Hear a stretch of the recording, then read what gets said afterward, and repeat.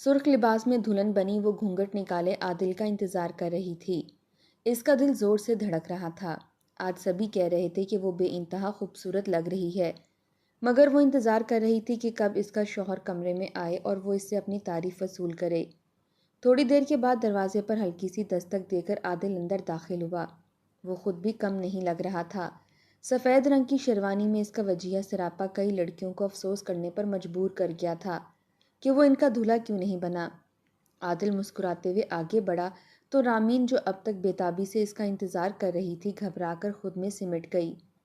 السلام علیکم، کیسی ہو رامین؟ یقیناً تھک گئی ہوگی، پورا دن دلہن بن کر بیٹھنا بھی کون سا کوئی آسان کام ہے؟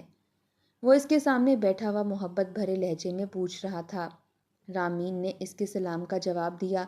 عادل جانتا تھا کہ وہ نروس ہے، اس لیے جان بوجھ کر ہلکی پھلکی باتیں کرنے لگا تاکہ وہ خود کو کمفرٹیبل محسوس کرے۔ کچھ دیر بعد عادل نے اس کی منہ دکھائی کی انگوٹھی نکال کر اس کے ہاتھوں میں پہنائی۔ رامین کے ہاتھوں پر مہندی بہت خوبصورت لگ رہی تھی۔ عادل اس کے ہاتھ تھام کر اس کی مہندی دیکھنے لگا۔ تبھی اچانک زوردار آواز سے دروازہ کھلا اور عادل کی چھوٹی بہن سارا اندر داخل ہوئی۔ رامین اور عادل دونوں ہی بکھلا گئے۔ عادل جلدی سے سیدھا ہو کر بیٹھ گیا۔ اسے غصہ آ رہا تھا کہ سارا بغیر دروازہ بجائے اس طرح اندر داخل کیوں ہوئی ہے۔ سارا، تم چھوٹی بچی تو نہیں ہو، تمہیں دروازہ بجا کر اندر آنا چاہیے تھا۔ کیا بات ہے؟ کیا کہنے آئی ہو؟ عادل نے ذرا سا سخت لہجے میں سارا سے پوچھا تو وہ کہنے لگی، سوری بھائی، دراصل امی کے سر میں بہت درد ہو رہا ہے، تو میں آپ کو یہ کہنے آئی تھی کہ آ کر ان کا بلڈ پریشر چیک کر لیں، انہوں نے اپنی دوائی کھانی ہے۔ عادل نے سارا کی بات سنی تو پریشان ہو گیا اور جلدی سے اٹھ کر کمرے سے باہر نکل گیا۔ اس جلدی میں وہ یہ دیکھنا بھول ہی گیا کہ سارا کس طرح چبھتی ہوئی نظروں سے رامین کو گھور رہی تھی۔ اس کی تیز نظروں سے رامین کے ہاتھوں میں منہ دکھائی کی انگوٹھی چھپی نہ رہ سکی۔ جیسے ہی عادل کمرے سے نکلا، سارا لپک کر رامین کے سامنے جا بیٹھی۔ ارے بھابھی، آپ اتنی گرمی میں یہ سارے زیورات پہن کر بیٹھی ہوئی ہیں، بھائی کو تو بالکل پسند نہیں ہے اتنی گرمی میں بھاری بھرکم کپڑے پہننا، اور اب وہ امی کے پاس چلے گئے ہیں تو انہیں آنے میں کافی ٹائم لگ جائے گا۔ آئیے میں آپ کو چینج کروا دیتی ہوں۔ رامین عادل کا انتظار کرنا چاہتی تھی۔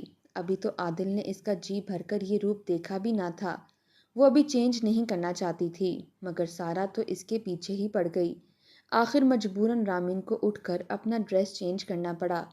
جب تک عادل واپس آیا، سارا نے رامین کو سادہ سا لون کا جوڑا پہنا کر اس کا سارا میک اپ صاف کر دیا تھا۔ اس کی ساری جولری اتار کر سارا نے ڈبوں میں بند کر کے رکھ دی تھی۔ عادل کمرے میں داخل ہوا تو ٹھٹک کر رک گیا۔ رامین کو اتنے سادہ حلیے میں دیکھ کر اس کا دل بجھ سا گیا۔ سارا سب کچھ نوٹ کر رہی تھی۔ وہ دل ہی دل میں مسکرا دی، لیکن چہرے سے ظاہر نہ ہونے دیا۔ اچھا بھابھی، بھائی آ گئے ہیں، اب میں چلتی ہوں، آپ دونوں بھی اب آرام کریں۔ مسکراتے ہوئے وہ عادل اور رامین کو خدا حافظ کہہ کر چلی گئی۔ عادل رامین کے پاس آیا، وہ ڈریسنگ ٹیبل کے سامنے کھڑی تھی۔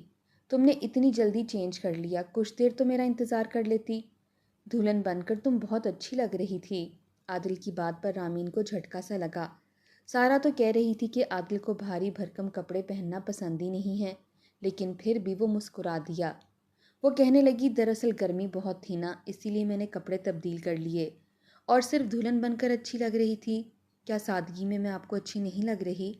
رامین نے شرارت سے پوچھا تو عادل اپنا گلہ بھول گیا۔ دونوں ایک دوسرے کی جانب دیکھ کر مسکرا دیے۔ اگلی صبح رامین کے گھر والے ناشتہ لے کر آئے تو عادل اور رامین اپنے کمرے سے باہر آ گئے۔ گھر میں بہت سے مہمان موجود تھے، اس لیے عادل کی امی نے ان دونوں کا ناشتہ ڈرائنگ روم میں لگا دیا، جہاں رامین کے گھر والے بھی موجود تھے۔ رامین اپنے گھر والوں کو دیکھ کر بہت خوش تھی۔ اس کے چہرے پر نئی نویلی دلہن والا نور آیا ہوا تھا۔ رامین اپنے گھر والوں سے خوش دلی سے باتیں کر رہی تھی جب اچانک سارا کمرے میں داخل ہوئی۔ عادل کی امی بھی وہیں ڈرائنگ روم میں بیٹھی ہوئی تھیں، رامین کے امی ابو سے باتیں کر رہی تھیں۔ سارا اندر آتے ہی بدتمیزی سے اپنی امی کو مخاطب کر کے کہنے لگی، امی آپ یہاں بیٹھی ہیں اور ادھر سارے مہمانوں نے ہنگامہ مچا دیا ہے۔ یہ لوگ جو ناشتہ لے کر آئے ہیں وہ بہت کم ہیں اور اس کا ذائقہ بھی بہت برا ہے۔ سب لوگ شکایت کر رہے ہیں اور کہہ رہے ہیں کہ بازار سے دوسرا ناشتہ منگوا دیں۔ اب میں کیا کروں؟ پلیز آپ ہی آ کر دیکھیں انہیں۔ سارا کی بات پر سبھی لوگ چپ ہو گئے۔ رامین کے امی ابو اپنی جگہ شرمندہ سے ہو گئے۔ عادل کی امی کی پیشانی پر بھی بل پڑ گئے۔ وہ اٹھ کر سارا کے ساتھ باہر کی جانب چل دیں۔ رامین کی امی شرمندہ ہوتے ہوئے عادل سے کہنے لگیں، بیٹا ہم تو بہت مہنگی بیکری سے ناشتہ لے کر آئے ہیں، اور جتنے مہمانوں کا آپ کی امی نے ہمیں بتایا تھا ہم اسی حساب سے ناشتہ لے کر آئے تھے۔ پتہ نہیں کم کیسے پڑ گیا۔ آپ ہمیں پوچھ کر بتا دیں کہ کتنے مہمان رہتے ہیں، ہم مزید ناشتہ منگوا دیتے ہیں۔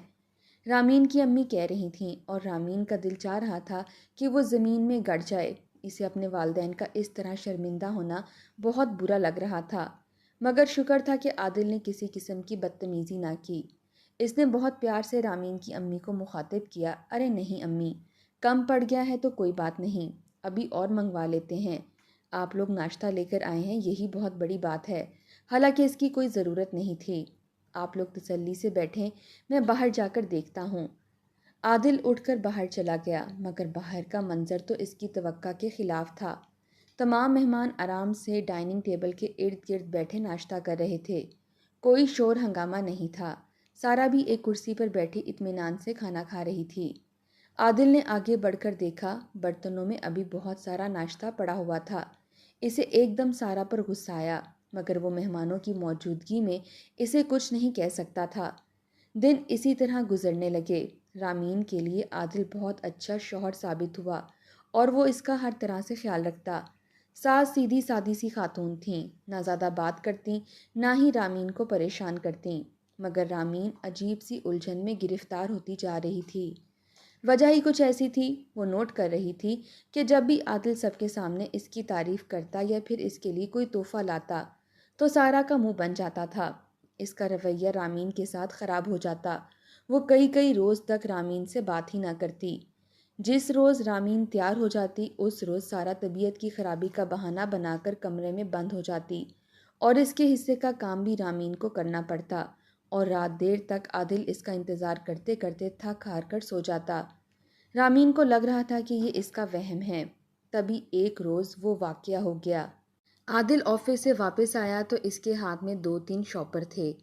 سبھی لوگ اس کا انتظار کر رہے تھے۔ جیسے ہی وہ سب کے درمیان آ کر بیٹھا، سارا نے فوراً سے پوچھا، عادل بھائی ان شاپرز میں کیا ہے؟ ایسا لگتا ہے آپ شاپنگ کر کے آئے ہیں، کیا لے کر آئے ہیں؟ عادل جو پانی پی رہا تھا مسکرا دیا۔ پانی کا گلاس میز پر رکھتے ہی عادل نے سارے شاپرز اٹھا کر سامنے میز پر رکھے اور کہنے لگا، جی ہاں بالکل میں شاپنگ کر کے آیا ہوں۔ ویسے تو آپ سب لوگ اپنی مرضی سے چیزیں خریدتے ہی رہتے ہیں، لیکن آج مجھے پروموشن ملا ہے جس کی خوشی میں آپ سب کے لیے تحفے لے کر آیا ہوں۔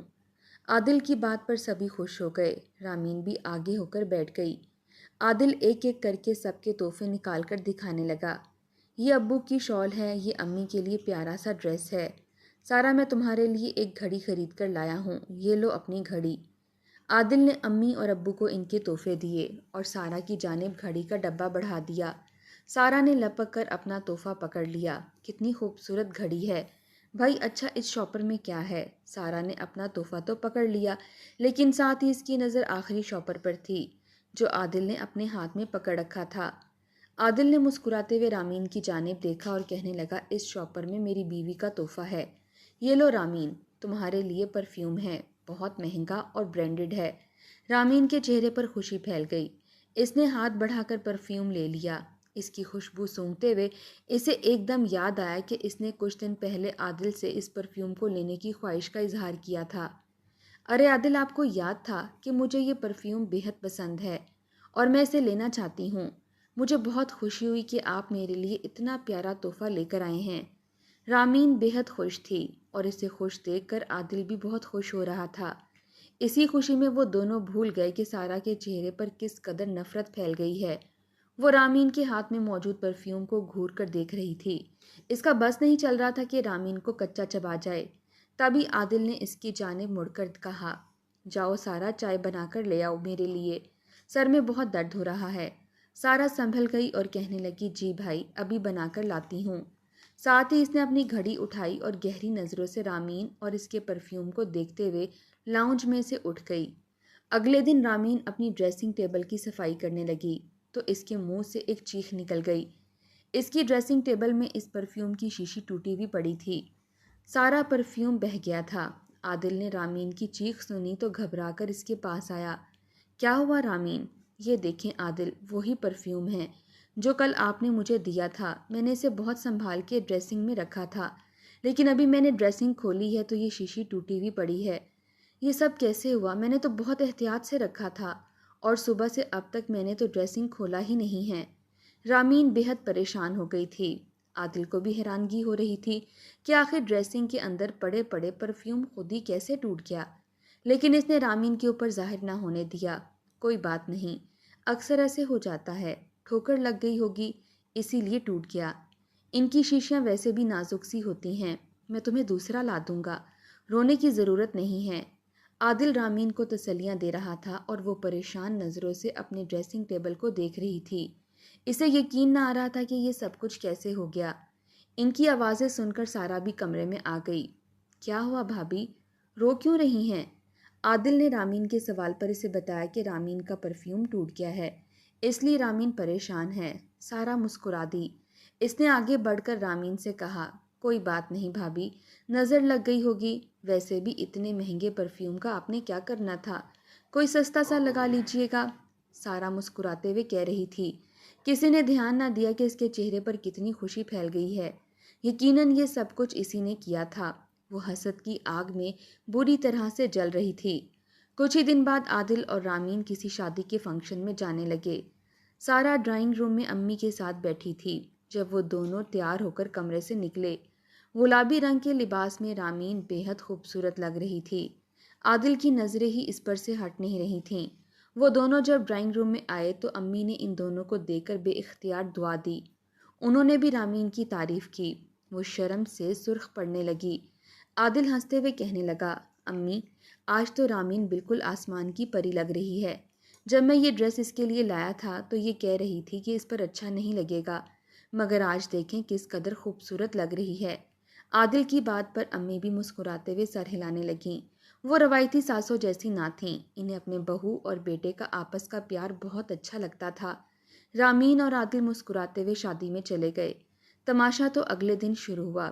سارا نے صبح سویرے ہی کپڑے دھونے والی مشین لگا دی اور رامین کے کمرے میں جا کر وہی گلابی سوٹ اٹھا لائی۔ اس رامین کو تو سبق سکھانا ہی پڑے گا، زیادہ ہی لیلا مجنوں کا کھیل کھیلنے کا شوق ہو رہا ہے۔ ابھی بتاتی ہوں اسے، ہر وقت تیار ہو کر بھائی کے آگے پیچھے پھرتی رہتی ہے۔ سارا منہ ہی منہ میں بڑبڑاتے ہوئے کپڑے دھوئے چلے جا رہی تھی۔ وہ جو کرنا چاہتی تھی اس نے کر لیا۔ جب اس نے سارے کپڑے دھو کر تار پر پھیلائے تبھی رامین کھانا بنا کر کچن سے باہر نکلی۔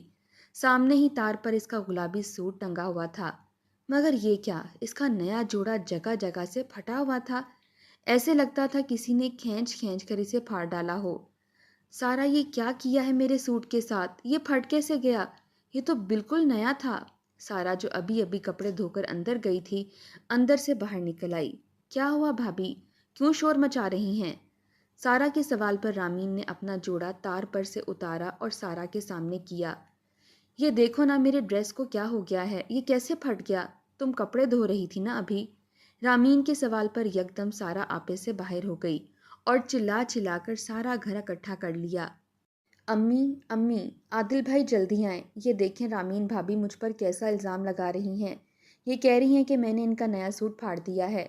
مجھے کیا پڑی ہے میں ان کے کپڑے پھاڑوں؟ میرے پاس اپنے کپڑے موجود ہیں۔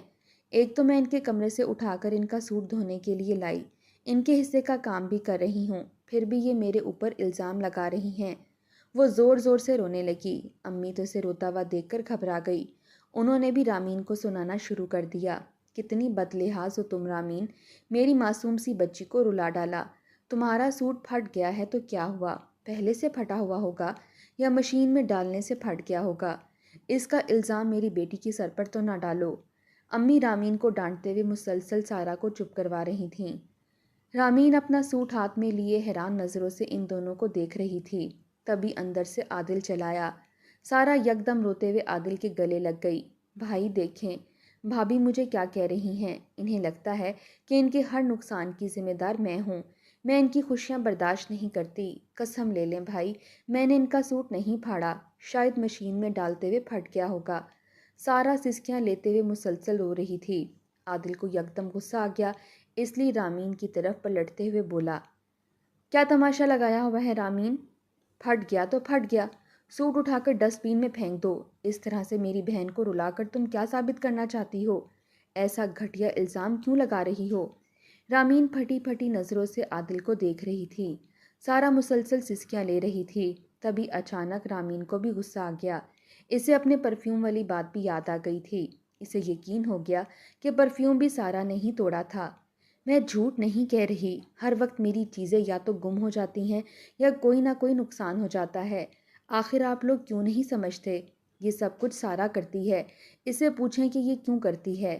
میں تو اسے کچھ کہتی بھی نہیں ہوں، پھر یہ مجھ سے اتنا حسد کیوں رکھتی ہے؟ ابھی رامین کی بات اس کے منہ میں ہی تھی کہ عادل نے ہاتھ بڑھا کر اسے چپ کروا دیا۔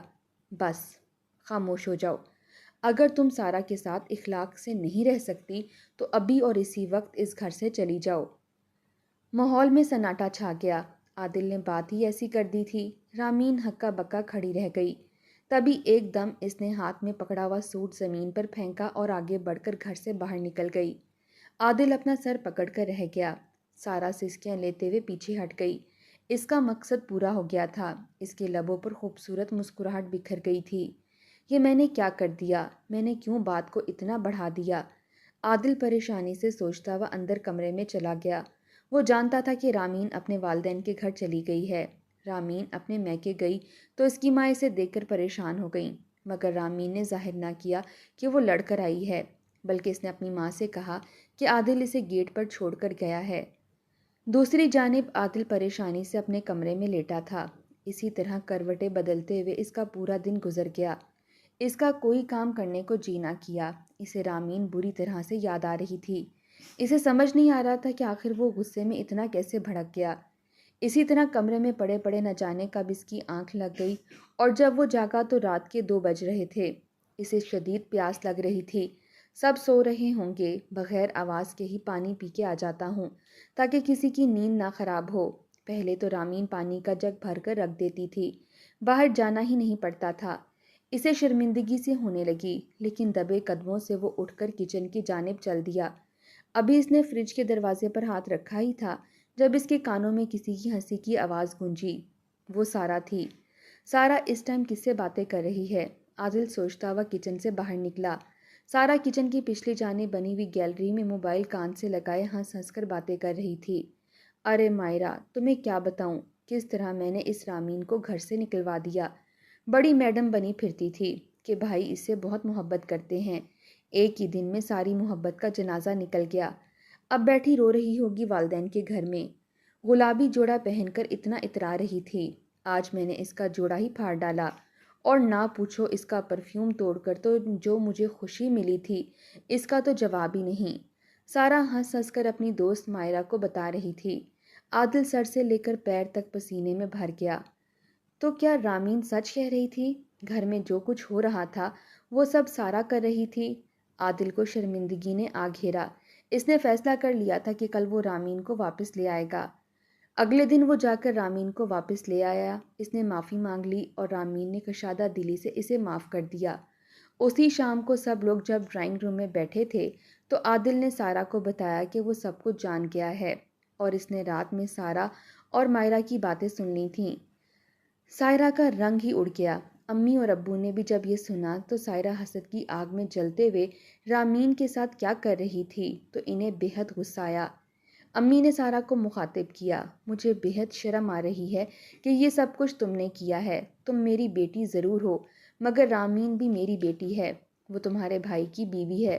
اگر وہ خوش رہے گی تو تمہارا بھائی بھی خوش رہے گا، اور اگر تم رامین کی خوشیاں اجاڑنے کا سوچو گی تو یہ مت بھولو کہ تمہارا بھائی بھی برباد ہو جائے گا۔ اگر تم چاہتی ہو کہ تمہارا بھائی خوش رہے اور اس گھر میں سکون قائم رہے تو تمہیں اپنا رویہ بدلنا چاہیے۔ رامین کو خوش دلی سے قبول کرو اور اس سے معافی مانگو اور وعدہ کرو کہ آئندہ تم اسے نقصان پہنچانے کی کوئی کوشش نہیں کرو گی، ورنہ میری طرف سے اجازت ہے کہ عادل اور رامین الگ گھر میں جا سکتے ہیں۔ امی کی بات سن کر سارا گھبرا گئی۔ وہ عادل سے بے حد محبت کرتی تھی۔ وہ نہیں چاہتی تھی کہ اس کا بھائی اس گھر کو چھوڑ کر جائے۔ شرمندہ ہوتے ہوئے اس نے آگے بڑھ کر رامین سے معافی مانگ لی۔ رامین نے بڑے دل کا مظاہرہ کیا اور اسے معاف کر دیا۔ سارا نے سب کے سامنے اعتراف کیا کہ اسی نے رامین کا پرفیوم توڑا تھا اور اسی نے جان بوجھ کر اس کا گلابی جوڑا پھاڑا۔ شرمندگی سے اس کا سر جھکا چلا جا رہا تھا۔ اس نے وعدہ کیا کہ آئندہ وہ رامین کو نقصان پہنچانے کی کوئی کوشش نہیں کرے گی، بلکہ اچھی طرح رہے گی۔ ان دونوں کو آپس میں راضی ہوتا دیکھ کر عادل کے چہرے پر اطمینان بکھر گیا۔ وہ سوچنے لگا کہ گھر میں رہنے والی عورتیں اگر اس بات کا احساس کر لیں کہ ان کے آپس کے جھگڑوں کی وجہ سے ان کے پیارے رشتوں کا سکون ختم ہو جاتا ہے، تو وہ کبھی چھوٹی چھوٹی باتوں کو بنیاد بنا کر ایک دوسرے سے نفرت نہ کریں۔